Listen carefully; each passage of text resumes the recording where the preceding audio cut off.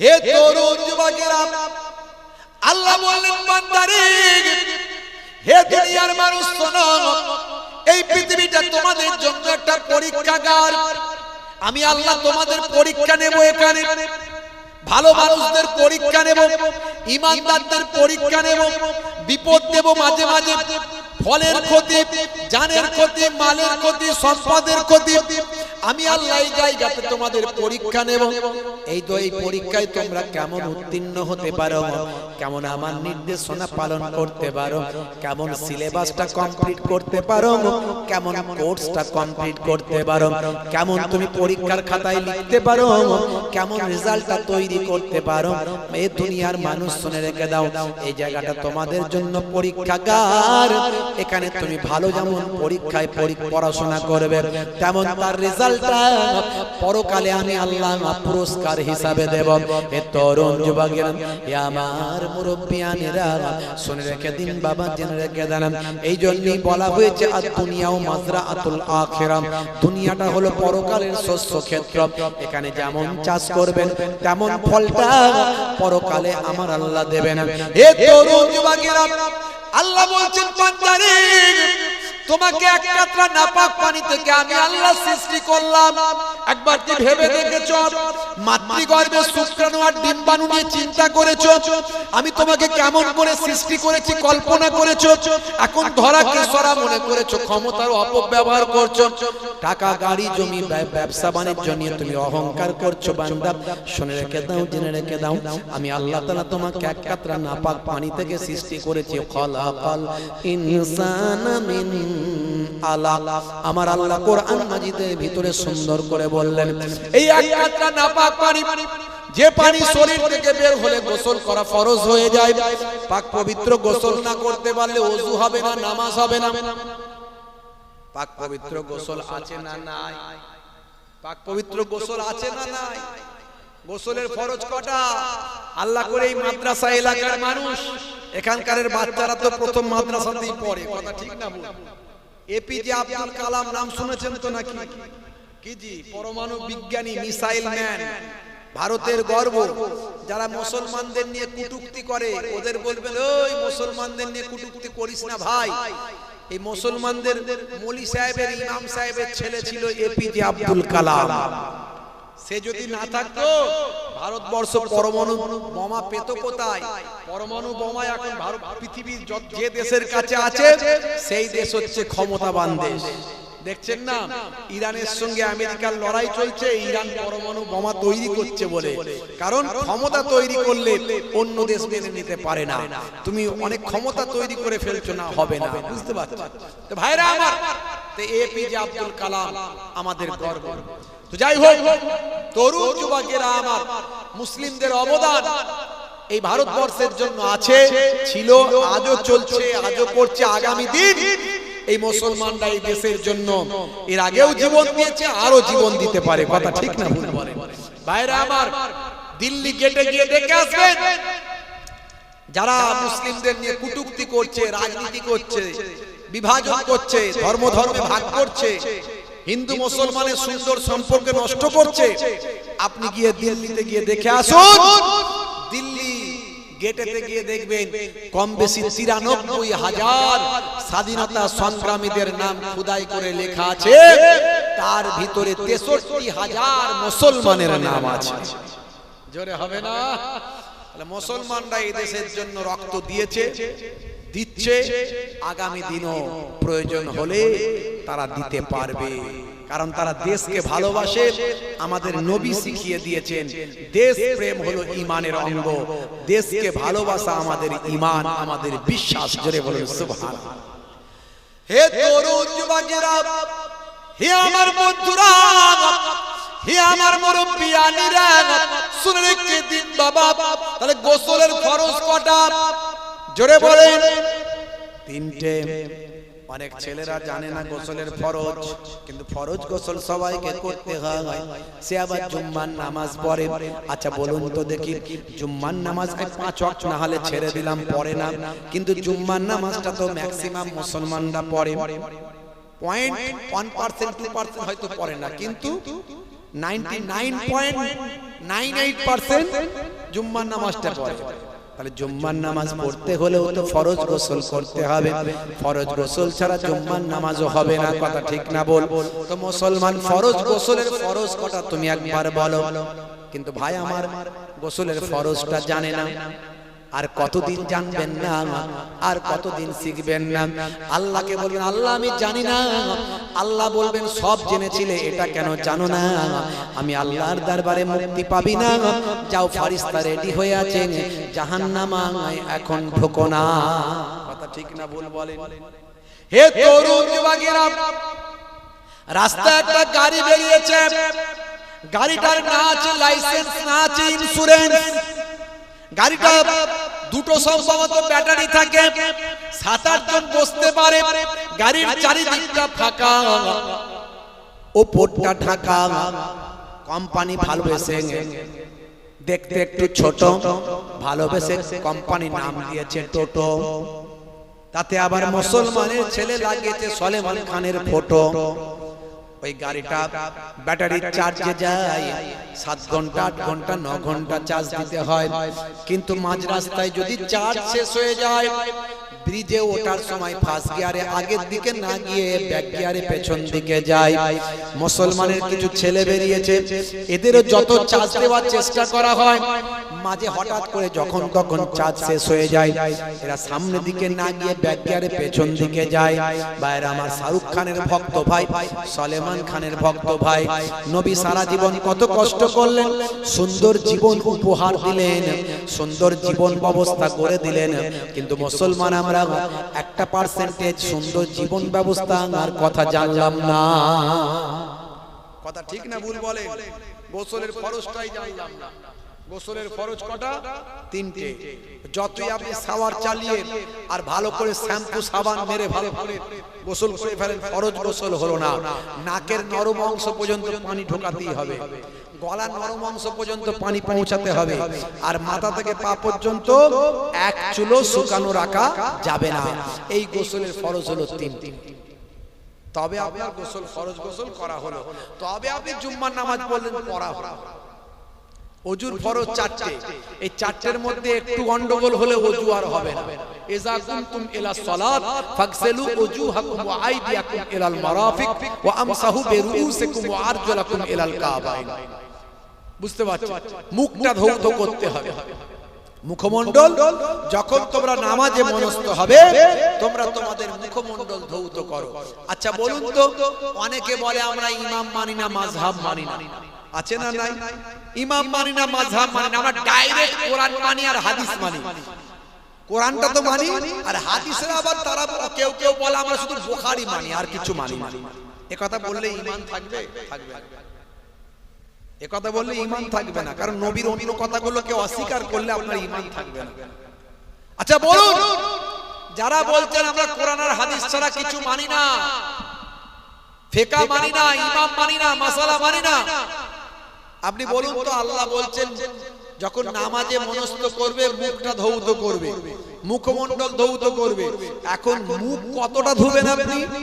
কোথায় লেখা আছে? কোরআনে কোথায় লেখা আছে মুখ কতটা ধোবেন? হাদিসে কোথায় লেখা আছে মুখ কতটা ধোবেন? আমাকে দেখান তো দেখি। আপনি যে বলেন আমি মাযহাব মানি না, ইমাম মানি না, আপনি তো কাউকে না কাউকে ইমাম মানছেন। ইমাম মানে নেতা, মাযহাব মানে আপনার পথ, রাস্তা। তা আপনি যখন কোরআন হাদিসের ব্যাখ্যা পাচ্ছেন না, তখন কারো না কারো ব্যাখ্যা নিচ্ছেন, তার মানে ওটাই মাযহাব মানা হচ্ছে। আপনি ঠেলাই পড়লে কাউকে ফোন করছেন, জেনে নিচ্ছেন, তার মাযহাব মানছেন। আমরা ঠেলাই পড়লে ইমামে আযম আবু হানিফা হুজুরকে ফোন করছি, তার কিতাব থেকে নিচ্ছি, তার মাযহাব মানছি। এখন তোমার ওই মৌলী সাহেব বড় পণ্ডিত না ইমামে আযম আবু হানিফা বড় পণ্ডিত, সেটা আলেমদেরকে জিজ্ঞাসা করো, নাহলে তো বুঝতে পারবে না। ইমামে আযম আবু হানিফা তিনি 5 জন সাহাবীকে চামড়ার চোখে দেখে একজন তাবেঈ হয়েছিলেন। নবীকে যারা দেখে তাদের সাহাবী বলা হয়, সাহাবীদের যারা দেখে তাদের তাবেঈ বলা হয়। জোরে বলুন সুবহানাল্লাহ। তাহলে বুঝতে পারছেন, দাদা হুজুর কেবলা তো আর এমনি আবু হানিফা হুজুরের মাসলাগুলো নেন না, ওই জন্যই নিয়েছি। মুখ কতটা ধোবেন? কোথায় লেখা আছে? ইমামে আযম আবু হানিফা হুজুর বলছেন এক কানের লতি থেকে আর এক কানের লতি চুলের উৎপত্তি থেকে থুতনির নিম্ন পর্যন্ত এতটা ভালো করে ধুলে তবে মুখ। বাচ্চাকে যখন মা মুখ ধোয়ায় খাইয়ে দিয়ে দাঁড়া করে খেলতে যাবি, আগে মুখটা ধোয়াই, পানিটা নিয়ে মুখটা এরকম করে যাবা, মুখটা মুছি দিয়ে ধুইয়ে দিয়ে যাও, চল। তাহলে বাচ্চার কাছে বাচ্চার মুখ ধোয়া মা ধুইয়ে দিল, এইটাই মুখ। স্বামী কাজ থেকে এসেছে, বউকে বলছে কই গো জহুর আর মা খেতে দাও, বলছে একটু মুখে হাতে পানিটা দাও, আগে মুখটা ধোও। তো স্বামী পানিটা গ্লাসে করে নিল, নিয়ে এইভাবে হাতে দিয়ে এরকম করে একটু দিয়ে দিলে মুখ ধুয়ে নিয়েছি, তার কাছে ওটা মুখ। আর আল্লাহ বলছেন ওযু যখন করবে মুখ ধোবে, তো আপনার কাছে কতটা মুখ? কোথায় লেখা আছে? ইমামে আযম আবু হানিফা বলছেন এক কানের লতি থেকে এক কানের লতি। দেখছেন তাহলে কতটা ধুতে হবে? চুলের উৎপত্তি থেকে থুতনির নিম্ন কতটা ধুতে হবে বুঝতে পারছেন? যারা দাড়ি আছে, দাড়িতে পানি দিয়ে গোড়া পর্যন্ত পৌঁছাতে হবে, দাড়িকে ভালো করে খেলাল করতে হবে। দেখছেন সবের যত্ন আছে। ইসলামে কত সুন্দর সিস্টেম, আমরা বুঝি না তাই। হে তরুণ যুবকেরা, হে আমার বন্ধুরা, শুনে রেখে দিন বাবা, জেনে রেখে দেন। আল্লাহ বলছেন বান্দারে, হে দুনিয়ার মানুষ শুনে রেখে দাও, জেনে রেখে দাও, ওই এক কাতরা নাপাক পানি থেকে আমি আল্লাহ তোমাকে সৃষ্টি করলাম। সুম্মা কানা আলাকাতান ফাখালাকা ফাসাওয়া, ওই এক কাতরা নাপাক পানিটাকে আমি আল্লাহ জমাট বাঁধা রক্তপিণ্ডে পরিণত করলাম। হে তরুণ যুবকেরা, আমার আল্লাহ বলছেন ওই জমাট বাঁধা রক্তপিণ্ডটাকে আমি আল্লাহ একটা নির্দিষ্ট সময় পর গোশতের টুকরোতে পরিণত করলাম, গোশতের টুকরোতে কনভার্ট করলাম। আবার ওই গোশতের টুকরোটাকে আমি আল্লাহ তাআলা একটা সময় বড় করলাম, বড় করে আমার কুদরতি ক্ষমতা সেখান থেকে পঞ্চেন্দ্রিয় নাসিকা কর্ণ জিহ্বা ত্বক, সেই গোশতের টুকরো থেকে আমি আল্লাহ একটা সুন্দর মানুষ সৃষ্টি করে দিলাম। জোরে হবে না? ওই মানুষটা জীবিত না মৃত? মায়ের গর্ভে ওই মানুষটা মৃত, ওই মানুষটা থাকে মৃত অবস্থায়, পানির মধ্যে হাবুডুবু খায়, পানির মধ্যে ওই মানুষটা হাবুডুবু খায়, বাচ্চাটা হাবুডুবু খায় পানির মধ্যে। ভাইরা আমার, আজকে বিজ্ঞানীরা গবেষণা করে বলছে প্রত্যেকটা প্রাণের জন্ম হয়েছে, প্রত্যেকটা জীবের যার প্রাণ আছে তার জন্ম হয়েছে পানি থেকে। আজকের সায়েন্স বলছে, কিন্তু 1450 বছর আগে কোনো সায়েন্স ছিল না, বিজ্ঞানী ছিল না, কোন রকম গবেষণা কেন্দ্র ছিল না, নাসা ছিল না, ইসরো ছিল না। 1450 বছর আগে আপনি অবাক হবেন, আপনি ভালো করে ওয়াজটা শুনলে আপনার ঈমানটা মজবুত হবে। আজকের বিজ্ঞানীরা গবেষণা করে বলছে প্রত্যেকটা প্রাণের সঞ্চার হয়েছে পানি থেকে। 1450 বছর আগে আল্লাহর কোরআন বলছে যে প্রত্যেকটা জীবের আবির্ভাব ঘটেছে পানি থেকে। জোরে বলুন সুবহানাল্লাহ। দেখেছেন, তখন তো নাসা ছিল না, ইসরো ছিল না, স্টেথিস্কোপ, ব্যারোমিটার, থার্মোমিটার, কোন রকম আল্ট্রাসাউন্ড, ইউএসজি মেশিন ছিল না, কিন্তু আল্লাহর কোরআন 1450 বছর আগে যা বলল আজকের বিজ্ঞানীরা মেনে নিতে বাধ্য হলো। এই জন্য পৃথিবীর বড় বড় ওয়াথার আর পণ্ডিতেরা আমার দয়ার নবীর শিষ্য হয়ে গেল। কিন্তু বড় দুঃখ লাগে আমার মুসলমান ভাইরা, আমরা ভালো করে না বোঝার কারণে এখনো অনেক মুসলমান নবীর শিষ্যের খাতা থেকে নাম কেটে শাহরুখ খানের ভক্তের খাতায় রেখে রেখেছে। আছে না? না। সূরার নাম হলো সূরা আম্বিয়া, আয়াত নাম্বার হলো 30। হে তরুণ যুবকেরা, হে আমার মুরব্বিয়ানেরা, আমার আল্লাহ কোরআন মাজিদের ভিতরে বললেন ওয়াজআলনা মিনাল মাই কুল্লা শাইইন হাইয়িন আফালা ইউমিনুন। জোরে হবে। আমার আল্লাহ এখানে বলে দিচ্ছেন আমি বানিয়েছি ওয়াজআলনা মিনাল মাই, পানি থেকে সৃষ্টি করেছে, কুল্লা শাইইন প্রত্যেক জিনিসকে, হাইয়িন যাদের জীবন আছে। জোরে বলুন সুবহানাল্লাহ। জোরে হবে না? যাদের জীবন আছে তাদের প্রত্যেককে আমি আল্লাহ তাআলা পানি থেকে সৃষ্টি করেছি। জোরে বলুন সুবহানাল্লাহ। আর জোরে হবে না ভাইরা আমার। হে তরুণ যুবকেরা, হে আমার বন্ধুরা, হে আমার মুরব্বিয়ানিরা, শুনে রেখে দিন বাবা।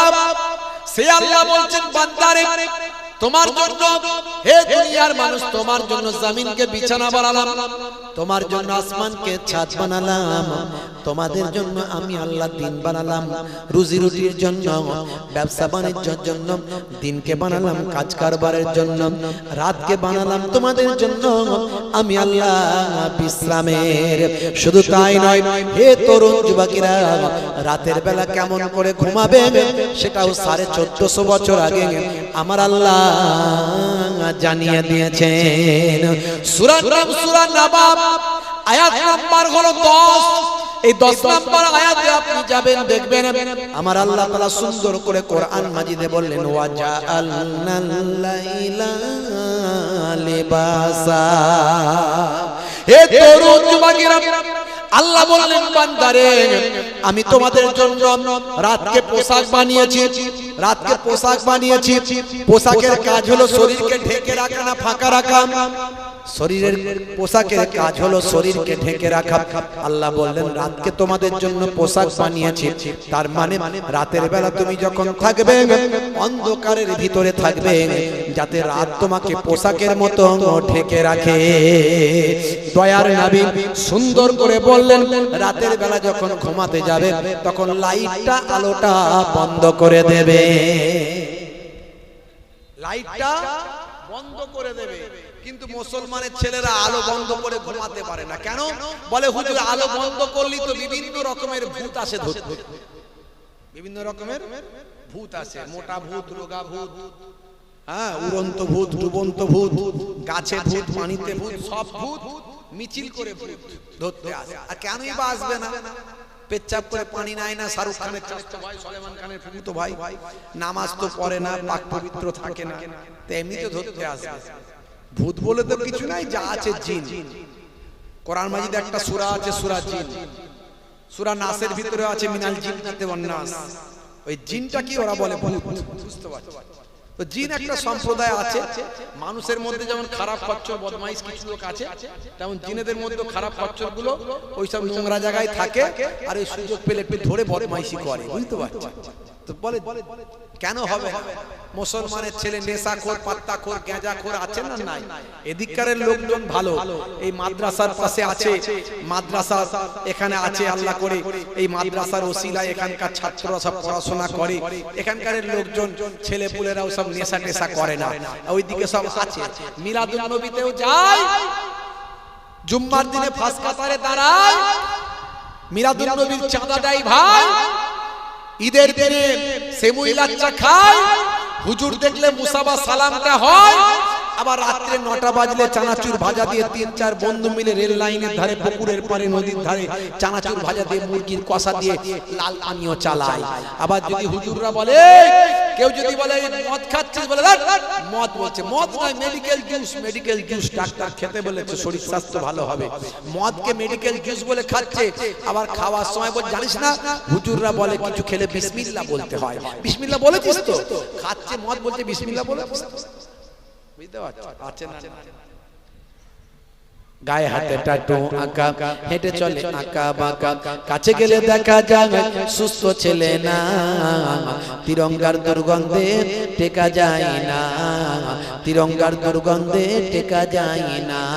ভালো চলছে ধান্দা, খাচ্ছে রজনীগন্ধা, কারবারে অশান্তি, চালাচ্ছে শান্তি, মন করবে কমল, খাচ্ছে ওরা বিমল।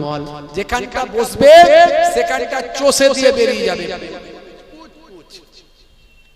মানে 12 বছর আর ঘাস জন্মাবে না।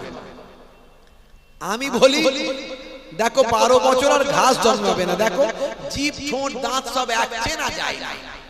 1450 বছর আগে আল্লাহর নবী বললেন নেশা হারাম, নেশা থেকে বাঁচো, নেশা করবে না, কুল্লু মুস্কিরিন হারাম।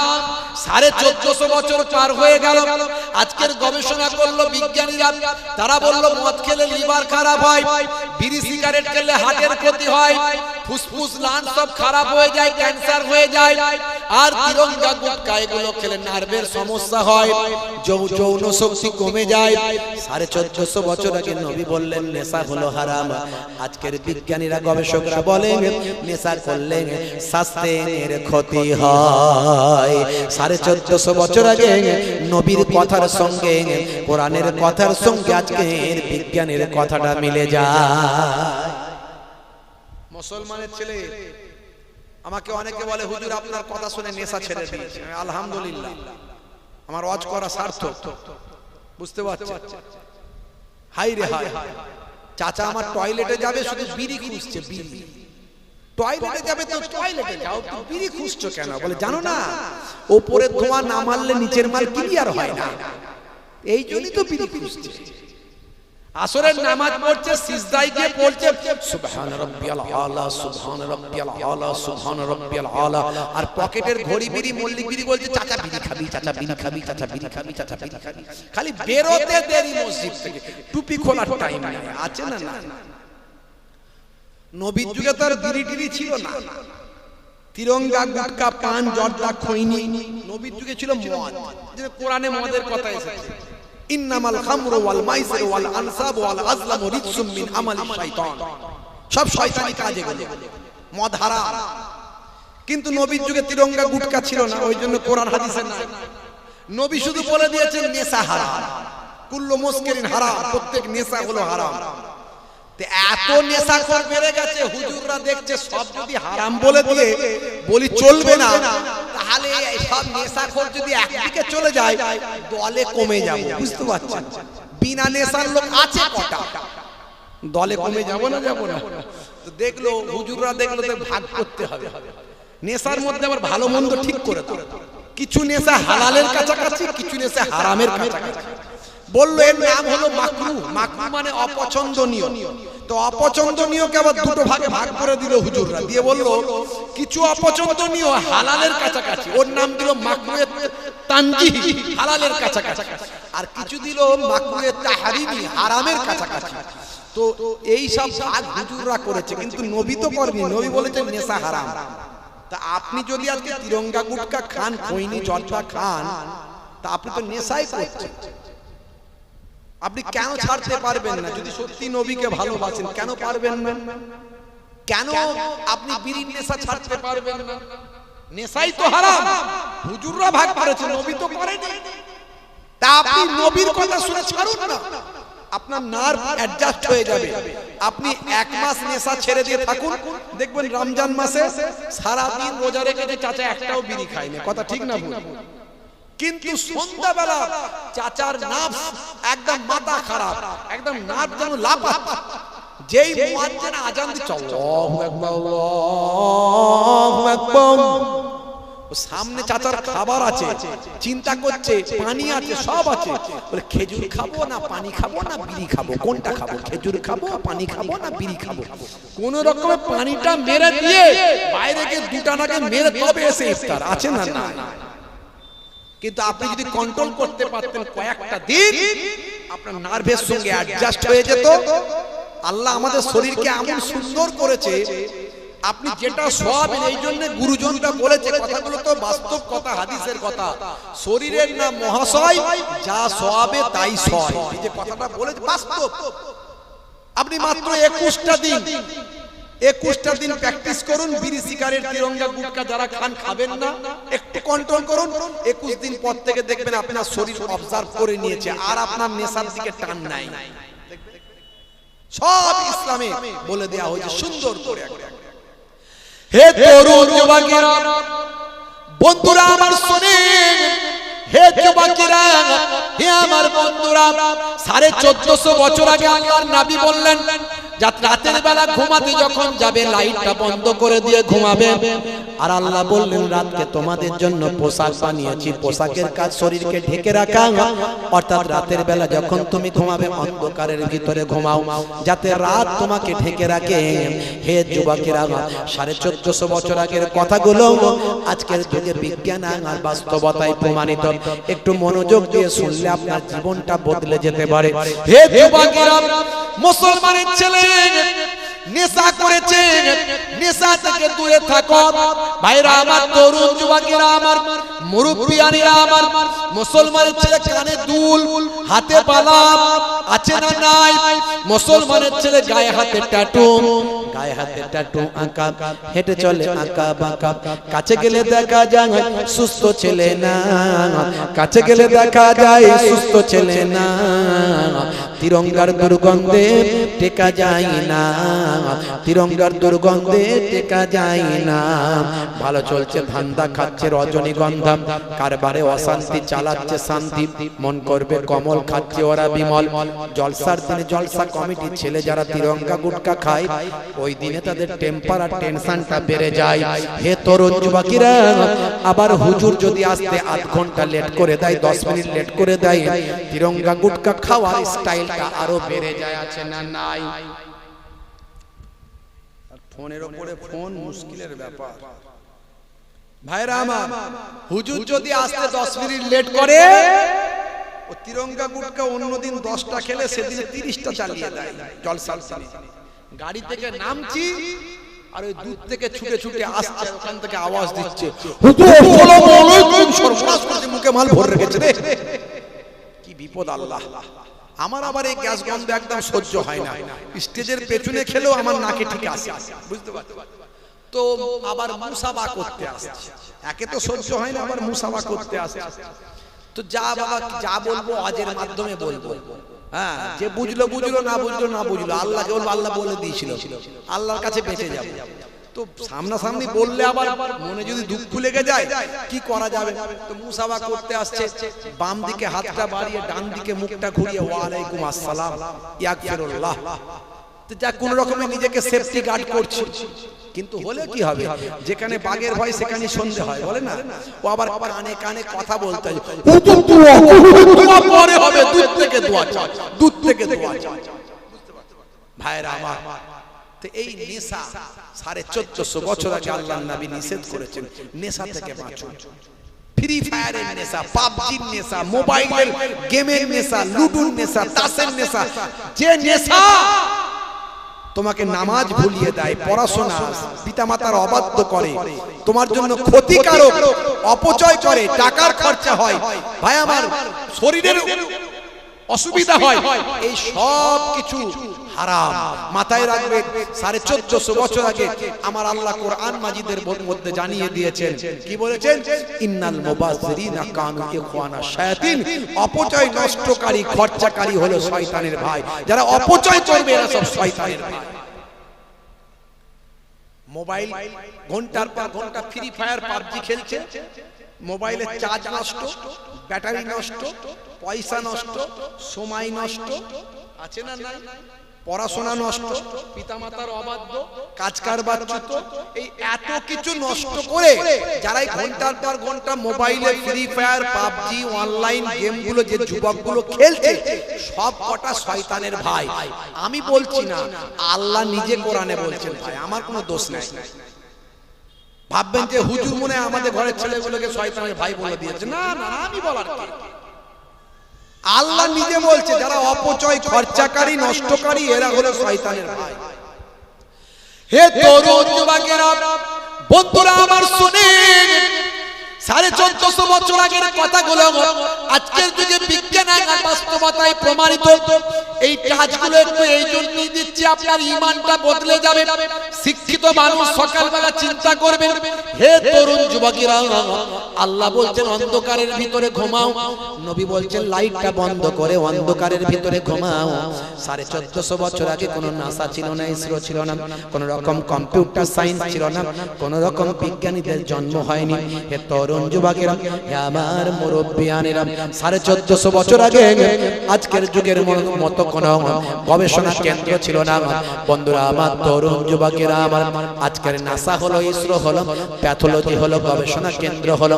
আজকের গবেষণায় দেখা গেল, মানুষ যখন রাতের বেলা অন্ধকারের ভিতরে ঘুমায়, গভীর ঘুমের মধ্যে যখন আচ্ছন্ন থাকে, চোখ যখন ব্রেনকে সিগন্যাল দেয় যে গভীর ঘুমের মধ্যে আছি, অন্ধকারের ভিতরে আছি, তরুণ যুবকেরা, মাথা থেকে কম বেশি 5 ধরনের হরমোন মিশ্রিত হয়, বের হয়। তার মধ্যে একটা হরমোন মানুষ যখন গভীর ঘুমের মধ্যে অন্ধকারে ঘুমের মধ্যে থাকে, অন্ধকারের ভিতরে ঘুমায়, মাথার পেছন সাইড থেকে একটা হরমোন বের হয়। এই হরমোনটার নাম বিজ্ঞানীরা বলছে মেলাটোনিন হরমোন। এই হরমোনটা বের হয়ে রক্তের সঙ্গে মিশে যায়, ব্লাডের সঙ্গে মিশে গিয়ে আমার আপনার শরীরকে ক্যান্সারের মতো ভয়ঙ্কর জীবাণু থেকে রক্ষা করে দেয়। 1450 বছর আগে আল্লাহর কথা, নবীর কথা আজকের যুগে বিজ্ঞান আর বাস্তবতাই প্রমাণিত হয়। দেখেছে কথা বোঝা যাচ্ছে তো নাকি? যে বোঝা যাচ্ছে, পরিষ্কার বোঝা যাচ্ছে তো ভাইরা আমার। আমি এই কথাগুলো কেন বলছি? যাতে আপনার ঈমান আরো তাজা হয়, মজবুত হয়। আজ থেকে পাল্টে যেতে হবে আমাদের প্রত্যেককে। আপনাকেও পাল্টাতে হবে, আমাকেও চেঞ্জ হতে হবে। আমরা সবাই গুনাহগার, আদম সন্তান মাত্রই গুনাহগার। গুনাহগারদের মধ্যে ওরা উত্তম যারা নিজেদের গুনার কথা খেয়াল করে আল্লাহর দরবারে ইস্তেগফার করে, আল্লাহর পথে ফিরে আসে। তারা যারা ইবাদত বন্দেগীতে মন দেয়, আল্লাহর নির্দেশনা, নবীর নির্দেশনা পালন করে। জোরে বলে সুবহানাল্লাহ। বন্ধুরা আমার, তরুণ যুবকেরা আমার, যদি আমরা নবীর নির্দেশটা মানি, নবীর সুন্নতগুলো পালন করি, জীবনটা ধন্য হয়ে যাবে। তাহলে আপনার খাওয়া, আপনার ঘুমানো, আপনার সোয়াব সবকিছু যদি আল্লাহ এবং রাসূলের নির্দেশনা অনুযায়ী হয়, সবকিছু যদি সুন্নতের তালিকায় যদি হয়, জীবনটা আপনার ধন্য হবে। দুনিয়াতেও আপনি বিজ্ঞান বাস্তবতার সামঞ্জস্য রেখে করছেন, আখিরাতেও আমার আল্লাহ তাআলা আপনার এই আমলগুলোর জন্য দয়ার জান্নাত দান করে দেবেন। ইন্নাল্লাযীনা আমানু ওয়া আমিলুস সালিহাত কানাত লাহুম জান্নাতুল ফিরদাউসে নুজুলা। এ তরুণ যুবকেরা, যারা ঈমানটা এনেছেন, সেই মতো আমলটা করেছেন, ওই সমস্ত বান্দা বান্দীদের জন্য আমি আল্লাহ তাআলা ঘোষণা করি আমার দয়ার জান্নাত, জান্নাতুল ফিরদাউস দান করে দিলাম। জোরে হবে না? তাহলে আমাদের সব কাজ হবে নবীর সুন্নতের তালিকায়। আল্লাহ বলছেন ওটাই ইবাদত। আমরা মনে করি ইবাদত মানে শুধু নামাজ, রোজা, হজ, যাকাত, কিন্তু আপনার হাসি, এই হাসিটার মধ্যেও ইবাদত আছে। আমার নবী মুচকি হাসি পছন্দ করতেন, এটাকে বলা হয় তাবাসসুম হাসি। আপনি তাবাসসুম হাসি যদি প্র্যাকটিস করেন, সব সময় হাসি হাসি চেহারা, সবাই আপনার মুখ দেখে প্লিজড হয়, খুশি হয়। গম্ভীর ভয়ঙ্কর কিছু লোক তো আবার দেখবেন যাতে মানে একটু ভয়ঙ্কর চেহারা করার জন্য বড় বড় চুল রাখে, আবার মোটা গোঁফ রাখে, তাতেও কাজ হচ্ছে গোঁফ পাকায়, আছে না নাই, যাতে করে লোকে ভয় পায় আমাকে। আর নবী, দয়ার নবীর কাছে একটা বাচ্চাও ভয় পেত না, একজন বৃদ্ধা মহিলা সেও ভয় পেত না। সবাই নিজের মনের কথা নবীর কাছে বলতে পারত। এই আদর্শ আপনাকে রাখতে হবে। তাহলে হাসি হাসি চেহারা করে রাখাটাও, আমার নবীর চেহারা ছিল হাসি হাসি চেহারা, তাবাসসুম হাসি, হাসতেন, মুচকি হাসি যেটাকে বলে, এই হাসি হাসতেন। আপনি সেই হাসি প্র্যাকটিস করেছেন, হাসলেও ইবাদত। দেখেছেন? খাবেন, শুবেন, হাসবেন, কথা বলবেন, কত কথা বলবো। আর আমরা বলছি নবী ভালোবাসি, নবী ভালোবাসি, মাথা থেকে পা পর্যন্ত একটাও নবীর সুন্নত আমল নাই। তাহলে কিসের নবী ভালোবাসি? নবীর জন্য জীবন দিতে পারবো, বাপ রে বাপ, একটাও নবীর সুন্নত নাই, নামাজ পড়ে না, রাসূলের সুন্নত নাই, বলছে নবীর জন্য জীবন দিতে পারবো। এখন বলছে তো কিছু করার তো নাই। যাদের ভিতরে সুন্নত পাওয়া যায়, তারা কেউ পথহারা হয় না। রাসূলের পথে যারা চলে দুনিয়ায়, বাতিলের বাধা তারা মানে না। নিশীত রজনীতে সেজদাতে যায়, হুসাইন তাদের নিয়ে ভাবনাতে রয়। নিশীত রজনীতে সেজদাতে যায়, হুসাইন তাদের নিয়ে ভাবনাতে রয়। বিপদের মাঝে তারা যতই পড়ুক, বিপদের মাঝে তারা যতই পড়ুক, রাসূলের তারিকা ছাড়ে না। যাদের ভিতরে সুন্নত পাওয়া যায় তারা কেউ পথহারা হয় না। রাসূলের পথে যারা চলে দুনিয়ায় বাতিলের বাধা তারা মানে না। জোরে হবে না সুবহানাল্লাহ, জোরে হবে না। হে তরুণ যুবকেরা, হে আমার বন্ধুরা, হে আমার মুরব্বিয়ানিরা, শুনে রেখে দিন বাবা, আল্লাহর নবীকে কেমন ভালোবাসবেন, সাহাবায়ে কেরামরা কেমন ভালোবেসেছেন একটা ছোট্ট নমুনা দিয়ে যায়। একেবারে সংক্ষেপ খুবই ছোট্ট করে বলবো। বন্ধুরা আমার, তরুণ যুবকেরা, আমার মুরব্বিয়ানেরা, আল্লাহর নবী রাস্তা দিয়ে হেঁটে হেঁটে যাচ্ছেন। যেতে যেতে যেতে যেতে দেখলেন বাবা রাস্তার ধারে একটা খেজুর গাছ। সেই খেজুর গাছেতে দুইজন ছোট ছোট বাচ্চাকে কোন এক জালে বেঁধে রেখেছে। দুটো বাচ্চাকে কোন এক জালে বেঁধে রেখে দিয়েছে খেজুর গাছের সঙ্গে। আল্লাহর নবী আমার দাঁড়িয়ে গেলেন। নবী আমার দাঁড়িয়ে গিয়ে বললেন, বাবা বাচ্চারা, কি ব্যাপার, কি ব্যাপার, তোমাদেরকে এভাবে কে বেঁধে রেখেছে? বাচ্চা দুটো ঝরঝর করে কেঁদে কেঁদে বলে, ইয়া রাসূলুল্লাহ, হাবিবাল্লাহ, আমাদেরকে ওই জালেম ইহুদি বেঁধে রেখে দিয়েছে আমাদেরকে। আমরা আর অন্য কেউ নয় বাবা, ইয়া রাসূলুল্লাহ, হাবিবাল্লাহ, আমরা হলাম আপনার সাহাবীর সন্তান। ও আল্লাহর নবী, আমরা হলাম আপনার সাহাবীর সন্তান। আপনার সাহাবী হলেন গরীব সাহাবী, কয়েকদিন ধরে বাড়িতে কোনো খাবার নাই। আমাদের আব্বাজান কোনো কাজ জোগাড় করতে পারেননি, কোনো ইনকামের ব্যবস্থা হয়নি। কয়েকদিন ধরে বাড়িতে কোনো খাবার নাই, আমরা বড় ক্ষুধার্ত। কয়েকদিন ধরে অনাহারে থেকেছি, কিন্তু ক্ষুধার যাতনা আর সহ্য করতে পারিনি। ক্ষুধার জ্বালা যন্ত্রণা আর সহ্য করতে পারিনি। বাড়ি থেকে দুই ভাই ছিটকে বের হয়ে বাইরে বেরিয়েছি খাবার খোঁজার জন্য, ক্ষুধার তাড়না নিবারণের জন্য, খাবার পাওয়ার জন্য বাড়ি থেকে বেরিয়েছি। ইয়া রাসূলুল্লাহ, হাবিবাল্লাহ, আমরা হাঁটতে হাঁটতে এই গাছের গোড়ায় যখন এসে পৌঁছালাম, এসে দেখলাম ওই গাছ থেকে, খেজুর গাছ থেকে কয়েকটা খেজুর নিচে পড়ে আছে। আমরা আর কোনো চিন্তা ভাবনা না করে, আমরা বাচ্চা মানুষ, কার খাবার না খাবার অত না ভেবে, বড় ক্ষুধা লেগেছে, ওই খাজুরগুলো তুলে নিয়ে ধুলোগুলো পরিষ্কার করে খেয়ে ফেলেছি। কিন্তু জালেম ইহুদি আমাদের দেখতে পেয়েছে, ছুটে ছুটে এসেছে। আমরা দুজন বাচ্চা ছেলে, আমাদেরকে ধরে নিয়ে ওই গাছের সঙ্গে বেঁধে ফেলেছে। ইয়া রাসূলুল্লাহ, হাবিবাল্লাহ, হুজুর আপনি বড় ব্যবস্থা করুন, ওই জালেম আমাদের উপর অত্যাচার করছে। আল্লাহর নবী ও কথা শুনে ঝরঝর ঝরঝর করে কাঁদলেন। নবী আমার কেঁদে জারে জার হয়ে গেলেন। বাবা ছেলেরা, অপেক্ষা করো, অপেক্ষা করো, চিন্তা করো না, ইন্তজার করো, আমি তোমাদের ব্যবস্থা করছি। হে তরুণ যুবকেরা, হে আমার বন্ধুরা, হে আমার মুরব্বিয়ানিরা, শুনে রেখে দিন বাবা। এমন সময় আল্লাহর নবী ঝরঝর করে চোখ দিয়ে অশ্রু ঝরছে। নবী আমার বড় চিন্তিত। দুটো এতিম বাচ্চা, দুটো অসহায় বাচ্চা, যদিও তার পিতা মাতা আছে কিন্তু গরিব। এই গরিব দুটো বাচ্চা, আমার সাহাবীর দুটো বাচ্চা, তাদের উপর এত জুলুম হচ্ছে, তাদেরকে গাছেতে বেঁধে রাখা হয়েছে। হে তরুণ যুবকেরা, নবী আমার ঝরঝর করে কাঁদতে কাঁদতে মসজিদে নববী শরীফে গেলেন। কিছু করার নাই আমার নবী। আমার নবী তো গরিবই চেয়ে নিয়েছেন, আমার নবী তো পয়সাওয়ালা ধনী নয়। আমার নবী বড় অসহায় গরিব মানুষ, আমার নবী গরিবই চেয়েছেন।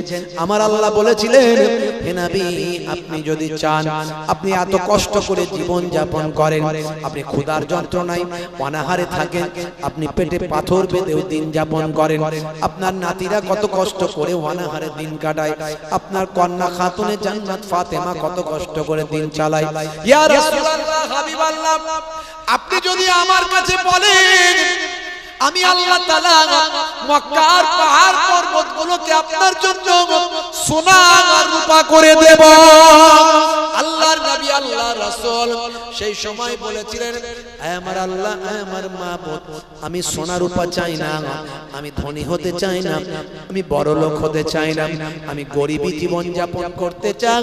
তার কারণ হলো কাল কিয়ামত পর্যন্ত আমার কোটি কোটি উম্মত উম্মতি হবে গরিব, আমার কোটি কোটি উম্মত উম্মতি হবে অসহায়, তারা অনাহারে অর্ধাহারে জীবনটা কাটাবে। যদি আমি ধনী হয়ে যাই তারা কেমন করে সান্ত্বনা পাবে?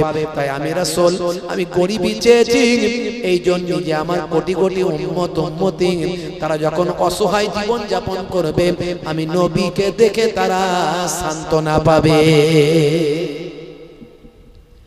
হে তরুণ যুবকেরা, বন্ধুরা আমার শুনেন, আল্লাহর নবীর কিছু করার নাই। নবী বললেন, বাবারা ছেলেরা কেঁদো না, অপেক্ষা করো, আমি ব্যবস্থা করার চেষ্টা করছি। বাবারা, আল্লাহর নবী আল্লাহর রাসূল মসজিদে নববী শরীফে চলে গেলেন। মসজিদে নববী শরীফে গিয়ে নবী আমার কাঁদছেন। বাবা, আল্লাহর নবীর চোখের অশ্রু দেখে সাহাবায়ে কেরামেরা পেরেশান। কি ভালোবাসে নবীকে সাহাবায়ে কেরামরা। জন্ম আমার নবীর যুগে হলে কেমন হতো, দু নয়নে রাসূল পাক দেখলে কেমন হতো। জন্ম আমার নবীর যুগে হলে কেমন হতো। জোরে হবে না সুবহানাল্লাহ? জোরে হবে না? শুনতাম আমি হযরতে বেলালের মধুর আযান, সেই আজানে এত মধু মুগ্ধ রহমান। দয়ার নবীর পিছে নামাজ পড়লে কেমন হতো, দয়ার নবীর পিছে নামাজ পড়লে কেমন হতো। দু নয়নে রাসূল পাক দেখলে কেমন হতো। জন্ম আমার নবীর যুগে হলে কেমন হতো। বলুন না, আল্লাহর নবী কাঁদছেন। হে তরুণ যুবকেরা, সাহাবায়ে কেরামেরা পেরেশান হয়ে গেলেন। হযরতে আবু বকর হুজুর কোথায় ছিলেন খবর পেলেন, ছুটে ছুটে এসে নবী পাকের সামনে এসে হাজির। ইয়া রাসূলুল্লাহ, হাবিবাল্লাহ, আপনার কদমে আমি আবু বকরের জান কুরবান হয়ে যাক। আপনার চোখের অশ্রু আমি আবু বকর সহ্য করতে পারি না। ইয়া রাসূলুল্লাহ, হাবিবাল্লাহ, কাঁদবেন না, বলুন বলুন কি হয়েছে, আমি আবু বকর ব্যবস্থা করব। ইয়া রাসূলুল্লাহ, আপনি কাঁদবেন না। আল্লাহর নবী হযরতে আবু বকরকে কোনো কথা বললেন না। কোন আবু বকর? যে আবু বকর সম্পর্কে আল্লাহর নবী বলেছিলেন, আফজালুন নাস বাদাল আম্বিয়া, নবীদের পরে পৃথিবীর বুকে শ্রেষ্ঠ মানুষ হলেন হযরতে আবু বকর। জোরে হবে না? আর জোরে হবে না? শুধু তাই নয়, আল্লাহর নবী বলেছিলেন, তামাম পৃথিবীর জমিনে আমার উম্মত উম্মতির নেকিটাকে যদি এক পাল্লায় রাখা হয়, আর আমার আবু বকরের একদিনের নেকি যদি এক পাল্লায় রাখা হয়, আমি দয়ার নবী বলি আমার আবু বকরের একদিনের ইবাদতের পাল্লাখানা আমি রাসূল বলি ভারী হয়ে যাবে। কোন আবু বকর? সে আবু বকরকে আমার নবী কোনো কথা বললেন না। হে তরুণ যুবকেরা, কিছু সময়ের মধ্যে খবর পেলেন হযরত ওমর ফারুক ছুটে ছুটে এসে হাজির হয়ে বলেন, ইয়া রাসূলুল্লাহ, হাবিবাল্লাহ, আপনার চোখের অশ্রু আমি ওমর সহ্য করতে পারি না, একবার বলুন, অনুমতি দেন, কে আপনার চোখ থেকে অশ্রু ঝরিয়েছে, আমি ওমর আমার তলোয়ার দিয়ে ফয়সালা করে দিই। হযরতে ওমর ফারুক বড় রাগী মানুষ, হযরতে ওমর ফারুক বড় রাগী মানুষ। এ তরুণ যুবকেরা, আল্লাহর নবী হযরতে ওমরকেও কোনো কথা বললেন না। কোন ওমর? যে ওমরের এত মর্যাদা, এত সম্মান সম্মান। আল্লাহর নবী বললেন লাউ কানা বাদি নাবিয়ুন লাকানা ওমর, আমার পরে যদি আল্লাহ কাউকে নবী বানাতেন হযরতে ওমরকে আমার আল্লাহ নবী করে দিতেন, যার কথার সঙ্গে আল্লাহর ওহী খানা মিলে যায়। বন্ধুরা আমার, তরুণ যুবকেরা আমার, হে আমার মুরব্বিয়ানিরা, হযরতে ওসমান জিন্নুরাইন এলেন, ইয়া রাসূলুল্লাহ, হাবিবাল্লাহ, আমি ওসমান এসেছি, যে ওসমান সম্পর্কে আল্লাহর নবী বলেন ওসমান আমার জান্নাতের বন্ধু হবে। যে ওসমান জিন্নুরাইনকে আল্লাহর নবী দুইটা কন্যার বিবাহ দিয়েছিলেন, একজনের পরে আরেকজনের বিবাহ ওসমান জিন্নুরাইনের সঙ্গে দিয়েছিলেন। এই জন্যই বলা হয় ওসমান জিন্নুরাইন, অর্থাৎ দুই নূরের অধিকারী। সে ওসমান জিন্নুরাইন ছিলেন মদিনার বিখ্যাত ধনী সাহাবী। হে তরুণ যুবকেরা, আল্লাহর নবীর সাহাবীদের ভিতরে অন্যতম ধনী সাহাবী হলেন হযরত ওসমান জিন্নুরাইন। একবার ভালো করে ভাবুন, মুসলমান চিন্তা করুন, আমার নবী যেমন গরিবী পছন্দ করেছেন, তেমন আল্লাহর নবীর সাহাবী হলেন ওসমান জিন্নুরাইন, তিনি হলেন শ্রেষ্ঠ ধনী মানুষ। তাহলে মুসলমানদের মধ্যে ধন দৌলত দরকার আছে না নাই? জয় বলেন, আছে না নাই? হ্যাঁ, কিন্তু ওই ধন দৌলত ওই খেলায় মেলায় খরচা করে কাটিয়ে দিলে হবে না। ওই ধন দৌলত কোরআন হাদিসে ইসলামের জন্য ব্যয় করতে হবে, তবে ওই ধন দৌলতের দাম আছে। না, চাচার নাম হবে খেলায় দিলে মেলায় দিলে, উঁচু চেয়ার পাবে, ঘোষণা হবে, বিরাট খুশি চাচা, সেখানে 1 লাখ টাকা ডোনেট করে। আর এই জলসা থেকে চাঁদা চাইতে গেলে চাচা দাও গো, কিছু দাও বেশি করে, জলসা দিয়ে কটা লোক হেদায়েত হয়েছে রে বাবু। খামাখায় তোরা যদি খামাখায় রাত জেগে জলসা করিস, এই নে 500 টাকা নিয়ে যা, 500 টাকা দিয়ে দেয়। আসলে টাকাটাকে ইসলামের পথে ব্যয় করলো না, টাকাকে খেলা মেলা নাচ গান নায়ক নায়িকা করে শেষ করে দিল। এই দুনিয়াতেও কাজে লাগবে না, আখিরাতেও লাগবে না। ওসমান জিন্নুরাইন আল্লাহর জন্য, নবীর জন্য টাকা খরচ করেছে। কেমন কাজ হয়েছে শোনেন। আজও যারা মদিনা শরীফে যায় জিজ্ঞাসা করবেন হাজী সাহেবদের, যে মানুষটা 1450 বছর আগে ইন্তেকাল করেছে, কিন্তু তার প্রপার্টি, তার তৈরি করা বাগান, তার তৈরি করা সম্পদ আজও তার নামেতেই চলছে। জোরে হবে না?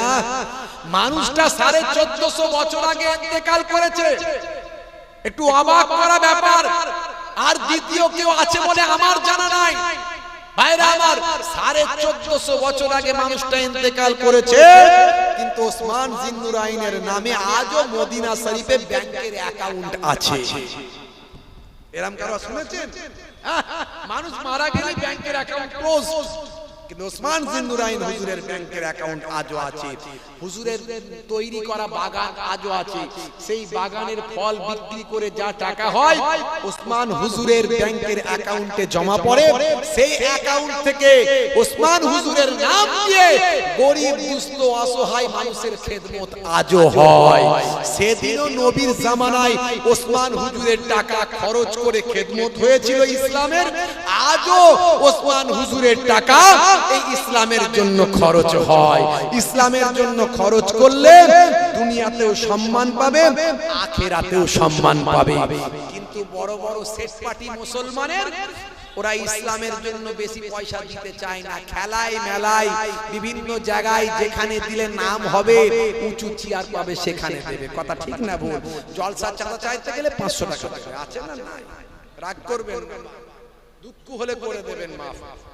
হে তরুণ যুবকেরা, বন্ধুরা আমার শুনেন,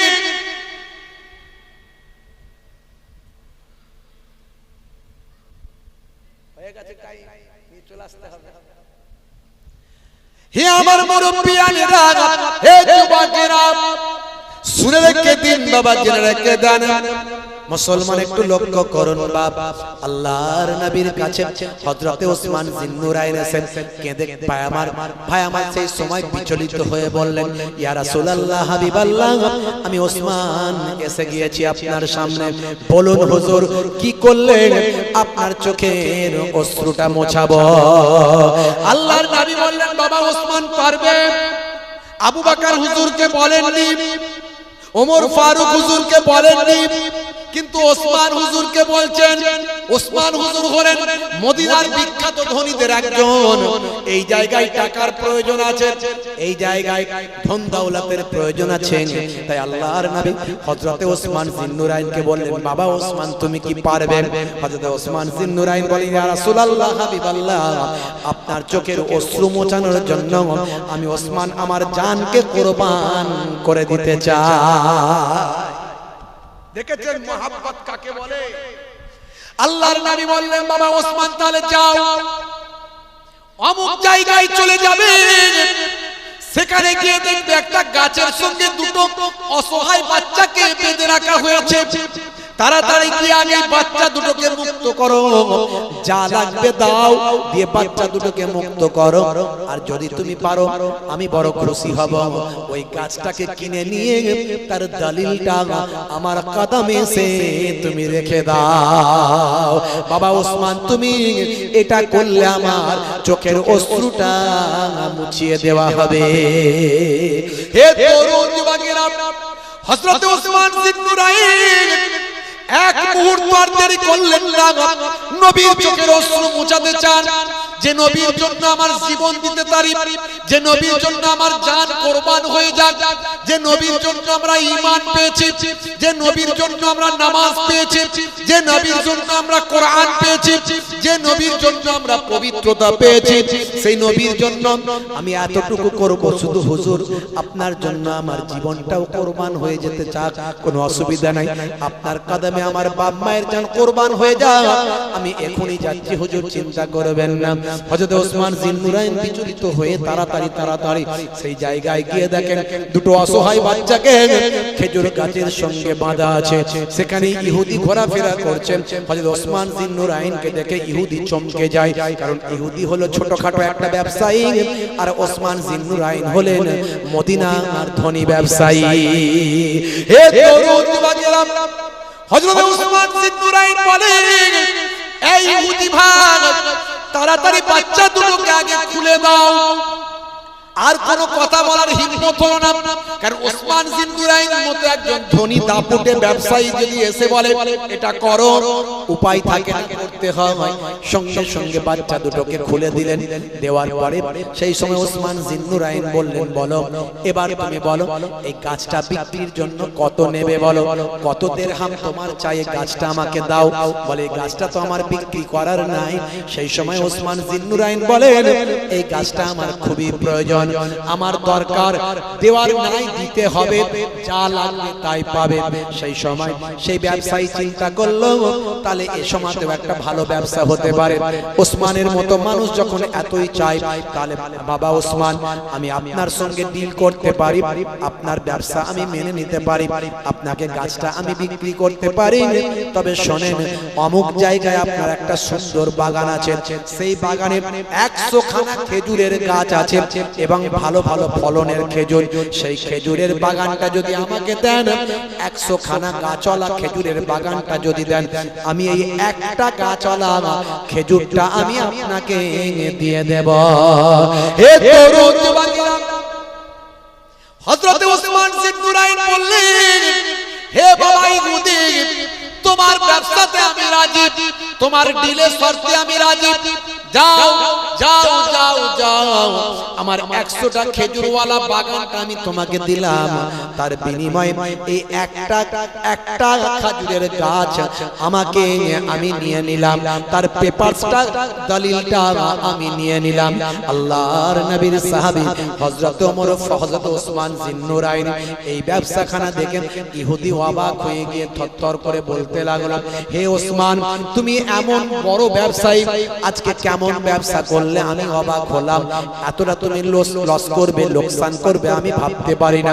এই 100টা খেজুরের গাছ, এত ভালো বাগান তুমি আমাকে দিয়ে সামান্য একটা খেজুর গাছ তুমি নিলে। সেই সময় ওসমান জিন্নুরাইন বলেন, হে ইহুদি, আজকে আমি লস করিনি, বরং তুমি লস করেছো।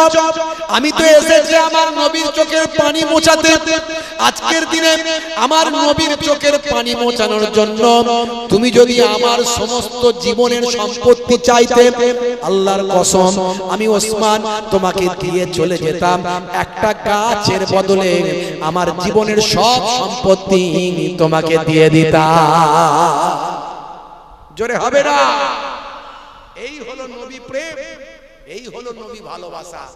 আর আমরা বলি নবীকে খুব ভালোবাসি, নবীর জন্য জীবন দিতে পারি। একটা নবীর সুন্নত মাথা থেকে পা পর্যন্ত পাওয়া যায় না, আছে না? না, মুসলমানের ছেলে 5 ওয়াক্ত নামাজটাই পড়ে না। 100 জনের 70 জন, 80 জন, 90 জন 5 ওয়াক্ত নামাজ পড়ে না। ওই জুম্মার দিনে না পড়লে নয়, 2 রাকাতের নামাজ আছে না? নাই। কিন্তু আল্লাহ তো 5 ওয়াক্ত নামাজ ফরজ করেছে। 5 ওয়াক্ত নামাজ পড়তে এত কষ্ট হয় কেন বাপ? বলেন তো দেখি। যারা পড়েন না রাগ করবেন না, দুঃখ নেবেন না। আমার নানা জান ছোট হুজুর কেবলা, আমার নানা জান ছোট হুজুর পীর কেবলা রেগে গিয়ে বলতেন, কি দিয়ে বোঝালে বুঝবে বলো? ছোড়া আর কোদাল দিয়ে বোঝাও বাবা। মুরব্বী মানুষদের মনে থাকে। আর আমার দাদা জান পিন্নাগড়ি হুজুর পীর কেবলা, তিনি মানুষদের বলতেন, বাবা দিনে রাতে 5 বার নামাজ পড়তে 12 মিনিট করে সময় দিলে 1 ঘন্টা লাগে বাবা। 1 ঘন্টা নামাজে দিলে আমার আল্লাহ তোমার 23 ঘন্টা কামিয়াবি দান করে দেবে। আল্লাহ, আমার আল্লাহ মুয়াজ্জিনকে বলছেন না, এই মুয়াজ্জিন নামাজের দিকে ডাকো। মুয়াজ্জিন ডাকছে, হাইয়া আলাস সালাম,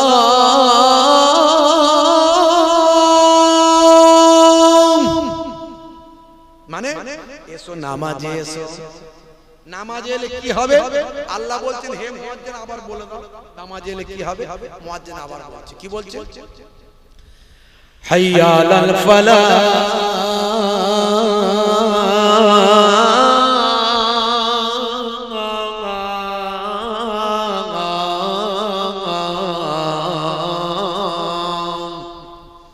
নামাজে এলে আমি আল্লাহ তোমাকে কামিয়াবি দান করে দেব।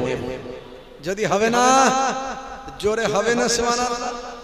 আপনি ব্যবসায়ী কামিয়াবি পাচ্ছেন না, 21 দিন নামাজ পড়ে সিজদায় গিয়ে আল্লাহর কাছে দোয়া চান। আপনি বিপদ থেকে মুক্তি পাচ্ছেন না, 21 দিন নামাজ পড়ে সিজদায় গিয়ে আল্লাহর কাছে দোয়া চান। দেখবেন আল্লাহ আস্তে আস্তে আপনার দোয়া কবুল করছে।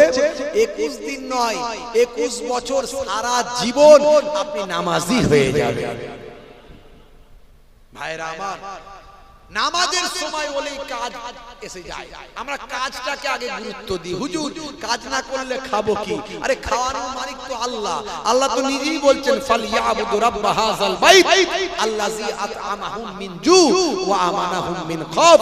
হে ঈমানদারেরা, তোমরা আমি আল্লাহ আমার ইবাদত করো। কাবা ঘরের মালিক আমি আল্লাহ, আমার ইবাদত করো। কারণ ক্ষুধা লাগলে আমি আল্লাহ তোমাদের খাওয়াই, যখন ভয় পাও তখন ভয়টা দূর আমি আল্লাহ করে দিতাম। এসআরের ভয় ছিল না, ছিল না, এখন আছে নাকি? টেনশন আছে, ডিলিট হয় না তো কি? জি, এদিকে মনে হয় এসআর হয়নি, কেউ কিছু বলেনি, তার মানে হয় না। মনে হয়েছে নাম ডিলিট হয়েছে কম, তাই তো নাকি? তেমন হয়নি। যেটা হ্যাঁ হু দেন না বেশি সর্বনাশ। আমাদের দিকে 50-50, আমাদের ওদিকে 50-50 নাম বাদ। বুঝতে পারছেন? হ্যাঁ, 1000 ভোটার হলে প্রায় 400-500 বাদ। আপনাদের দিকে কি রকম বাদ? এরকমই 1000-এ 200, 2000-এ 200 মানে 10%। অল্প তাহাদা মানে 100 জনের 10টা বাদ। তাহলে অত গায়ে লাগবে না, তাই তো নাকি? খুব একটা গায়ে লাগবে না। আমাদের ওদিকে 100 জনের 50টা বাদ। বুঝতে পারছেন? 50% কম বেশি। তো আমি সুপ্রিম কোর্টে গিয়ে মামলা করেছিলাম, আপনারা জানেন, অনেকে হয়তো দেখেছেন। মামলা করেছিলাম, 13 তারিখে মামলার রায় দিয়েছিল। আমরা দুটো ডিমান্ড করেছিলাম। একটা হলো যাদের পাসপোর্ট আছে, পাসপোর্ট দিয়েছে কে? কেন্দ্র। পাসপোর্ট কাকে দেয়? নাগরিককে। যাদের পাসপোর্ট আছে তারা তো ডাইরেক্ট সন্দেহ নাই তাদের নাগরিকত্ব নিয়ে, এখনই তাদের নাম ভোটার লিস্টে তুলতে হবে। এটা আমাদের 1 নাম্বার ডিমান্ড ছিল। 2 নাম্বার, যাদেরকে তোমরা বলছো এই মিসম্যাচ, এই হয়েছে, সেই হয়েছে, ওই হয়েছে, নামের বানান ভুল, পদবি ভুল, এই ভুল, তাড়াতাড়ি তাদের ট্রাইব্যুনাল করতে হবে। ট্রাইব্যুনালে গড়িমসি করলে হবে না, তাড়াতাড়ি করতে হবে, করে তাদের ডিসিশন নিয়ে বৈধ নাগরিকদের নাম তুলে তাদেরকে ভোট দানের সুযোগ করে দিতে হবে। মহামান্য প্রধান বিচারপতি বললেন যে আমরা তো এভাবে রায় দিয়ে দিলে তাহলে ট্রাইব্যুনালের কোনো মানে থাকবে না, ট্রাইব্যুনালের কোনো মানেই হবে না, তো এটা আমরা করতে পারবো না, আমরা এই অর্ডারটা দিচ্ছি বলে নির্বাচন কমিশনের যে আইনজীবী তাদের বকাবকি করলেন যে এই সমস্ত বৈধ ভোটারদের কেন অবৈধ করা হয়েছে, তো অন্যায় হয়েছে, ঠিক নয়। তাদের খুব বকাবকি করলেন এবং বললেন আমরা অর্ডার দিচ্ছি যে আজ থেকে ট্রাইব্যুনালের কাজ শুরু করতে হবে, যত দ্রুত ট্রাইব্যুনালের কাজ শুরু করতে হবে। পরের দিনে যখন অর্ডারটা পেলাম, অর্ডারটা আমার কাছে আছে, পরের দিনে যখন অর্ডারটা পেলাম, দেখবেন আমার সোশ্যাল মিডিয়ায় ফেসবুকে আমি সেই অর্ডারটা দেখিয়েছি এবং বলেছি সেই অর্ডার নাম্বার আমার দেখবেন মিলে যাবে। সেই অর্ডার আমার বাড়ির নাম দিয়ে আমি মামলা করেছিলাম, আরো 12 জন ছিল, তো আমার বাড়ির নাম দিয়ে মামলা করেছিলাম, আমার বাড়ির নামটাই আছে, দেখবেন ভাই আমার সম্ভবত নাম্বারটা হলো কেস নাম্বার 662 মনে হয়। তো যাই হোক, তো নির্বাচন কমিশনের এদেরকে খুব বকাবকি করলেন এবং প্রধান বিচারপতি তিনি বললেন যে অর্ডারটা যেটা দিলেন তাতে বললেন যেহেতু নির্বাচন কমিশন বলেছিল 6 তারিখে ভোটার লিস্ট ফ্রিজ হয়ে গেছে, আর ভোটার লিস্টে কারো নাম উঠবে না, বন্ধ করে দিয়েছে তোলা, যতই তুমি বৈধ হওয়ার যাই হও আর তুলবে না, যা হবে ভোটের পরে দেখা যাবে, আর তোলা হবে না এই লিস্টে। কিন্তু নির্বাচন কমিশনের এই কথার ভিত্তিতে আমাদের এই যে মামলা, এই মামলার উপরে গুরুত্ব দিয়ে, আমাদের ডিমান্ডের উপরে গুরুত্ব দিয়ে, যেটা একেবারে অলৌকিক ব্যাপার, সুপ্রিম কোর্ট এটা কখনো করে না। সুপ্রিম কোর্ট নিজস্ব একটা সংবিধানের অধিকার আছে, 142 নাম্বার ধারা প্রয়োগ। এই 142 নাম্বার ধারা সুপ্রিম কোর্ট কখন প্রয়োগ করে? যখন আইনের বাইরে গিয়ে নিজস্ব আইন তৈরি করে। সুপ্রিম কোর্ট যদি মনে করে এটা করতে হবে, সুপ্রিম কোর্টের উপরে এই পাওয়ার দেওয়া আছে, তুমি 142 নাম্বার ধারা দিয়ে তুমি যেটা বলবে সেটাই আইন হয়ে যাবে। বুঝতে পারছেন? তাহলে আমার এই মামলার জন্য সুপ্রিম কোর্ট 142 নাম্বার ধারা প্রয়োগ করে, যেখানে ভোটার লিস্ট ফ্রিজ হয়ে গেছে আর নাম ঢোকানো হবে না, সেখানে সুপ্রিম কোর্ট রায় দিল ভোটের 48 ঘন্টা আগে ট্রাইব্যুনালের মামলা যার নিষ্পত্তি হবে তার নাম ঢোকানো হবে। আগামী কাল যেহেতু আমরা পার্টিসিপেট করেছিলাম মামলায়, আমাদের বাড়ির লোকজনকে আগামী কাল যে কজন বাদ আছে আমাদেরকে আগামী কাল ট্রাইব্যুনালে ডেকেছে। সুপ্রিম কোর্টের লয়ারও যাবে, আমরাও যাব। আমার যদিও নাম ভোটার লিস্টে আছে, বাদ দিতে পারেনি, চেষ্টা করেছিল কিন্তু উঠে গেছে, বুঝতে পারছেন। তো যাই হোক, তো আমার নামটাম ঠিক আছে, আমার বাড়ির আব্বা মায়ের সবার নাম ঠিক আছে, কিন্তু কয়েকজনের নাম ডিলিট করে দিয়েছে। তো যাই হোক, কালকে যাব জোকায় সকালবেলা, বুঝতে পারছেন। ওখানে লয়ার, সুপ্রিম কোর্টের লয়ারও আসছে, দেখা যাক আপনার কি বলে ওই বিচারপতি কি বলেন সেটা দেখা যাক কালকে। কিন্তু হলে কি হবে, সোর্সের ভিতরেই তো ভূত। এখন কটা নাম তুলবে এখন আল্লাহই জানে। সুপ্রিম কোর্ট তো রায় দিল 48 ঘন্টা আগে ট্রাইব্যুনালের কাজ মিটিয়ে নাম তুলতে হবে, কিন্তু কাজ কতটা হবে সেটা এখন আল্লাহই জানে। এখন আমাদেরটা যেহেতু চাপ পড়ে আছে বলে আমাদেরকে ডেকেছে। তো যাই হোক, আল্লাহ রাব্বুল আলামিন আমাদের হেফাজত করেন। এই যে এসআইআর এর ঝামেলা, টেনশন করবেন না, ভয় পাবেন না। যাদের নাম ডিলিট হয়েছে অনেকে ভয় পাচ্ছে, আমাদেরকে ফোন করছে, হুজুর এই নাকি শুনছি আমাদের নাকি ব্যাংকের অ্যাকাউন্ট সব নাকি সিলফিল হয়ে যাবে। সর্বনাশ, বলে হুজুর এই নাকি শুনছি আমরা নাকি রেশন পাবো না। সর্বনাশ করছে, সে কি রে ভাই? বলে হ্যাঁ, বাজে কথা। আমি লয়ারের সঙ্গে আলোচনা করলাম, সুপ্রিম কোর্টের লয়ারের সঙ্গে, যে এইসব কি বলছে সাহেব, এসব কি কথা শুনছি, নেতারা বলছে কি এগুলো? বলছে নেতারা সব ভোটের রাজনীতি করছে, ওদের কথা কান দেবেন না। যে এই রকম কোনো আইন সংবিধানে নাই যে ভোটাধিকারের ব্যাপারে কোনো সমস্যা হলে তাকে ওই সামাজিক ওই সমস্ত কাজ থেকে বয়কট করা হবে, এরকম কিছু নাই। যদি এরকম কারো হয় তা আবার আপনি বলবেন, আবার মামলা ঠুকে দেবো, কোনো অসুবিধা নাই ইনশাআল্লাহ। তো যাই হোক, চিন্তা করবেন না, ভয় পাবেন না, ইনশাআল্লাহ সব ঠিক হয়ে যাবে। ভাইকে নিয়ে চলে আসুন, আর দেরি করব না, আমার আবার অন্য জায়গায় যেতে হবে, বুঝতে পারছেন।